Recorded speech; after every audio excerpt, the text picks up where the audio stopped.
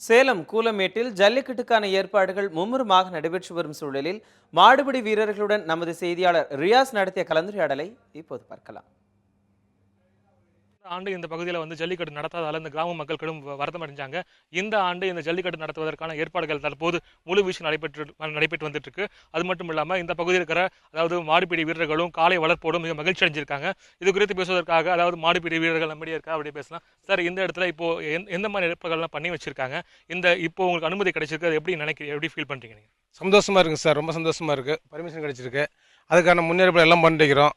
18ஆம் தேதி ஜல்லி கண்டிப்பாக நடத்திடுவோம். கலெக்டர் சார் அதிகாரிகள் எல்லாம் பார்த்துட்டு இருக்காங்க. ஜல்லி நடத்திடுவோம். அதுக்கு இந்த பேரிகேடு, அது கேலரி எல்லா வேலையும் நடந்துகிட்டு இருக்குது.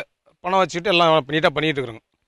இந்த பகுதியில் எந்த வகையிலேயே மாடு வெளியே வருது, எப்படி அரேஞ்ச் பண்ணிருக்காங்க அதை பற்றி சொல்லுங்க சார். வாடிவாசல் அந்த பக்கம் இருக்குங்க, அந்த பக்கத்து மாடு வெளியே வரும். இந்த பக்கமாக போய் அந்த பக்கம் கவர் போட்டு கேட்ச் பண்ணி பிடிச்சி கட்டிவிடுவாங்க. தண்ணி தீவனம்லாம் அந்த லைன் வச்சுருவோம். எல்லாம் அங்கே வடக்கு போகுது, இங்கே தெற்குன்னு போயிடணும் சார். வாடிவாசல் வழியாக எல்லாம் நீட்டாக பண்ணிகிட்டு இருக்கோம்.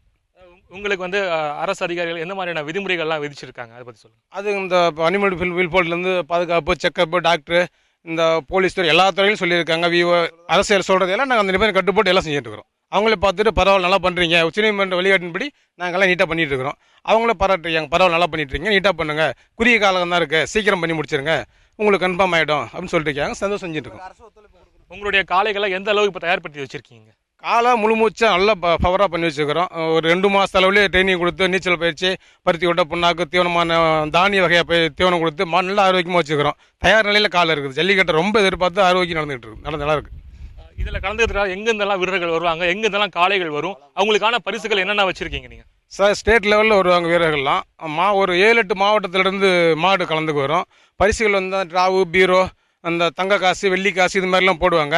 நிறைய அவங்கவுங்க டொனேட்டாக என்னென்ன பண்ணுறாங்களோ எல்லாத்தையுமே கொடுத்துருவோம். நிறையா பண்ணுவாங்க, நல்லாயிருக்கும். நன்றி. நிச்சயமாக இந்த ஆண்டு இந்த கூலமேடு பகுதியில் இந்த ஜல்லிக்கட்டு விழா களக்கட்டி இருக்கு. கடந்த ஆண்டு நடத்தாததை தொடர்ந்து இந்த ஆண்டு மிகவும் உற்சாகத்தோட எதிர்கொண்டு இந்த கிராம மக்களும் அதை சுற்றியுள்ள கிராம மக்களும் மிக ஆவலாக எதிர்பார்த்து காத்துட்டு இருக்காங்க. ஒளிப்பதிவாளர் நேதாஜியுடன் நியூஸ் 7 தமிழ், சேலம்.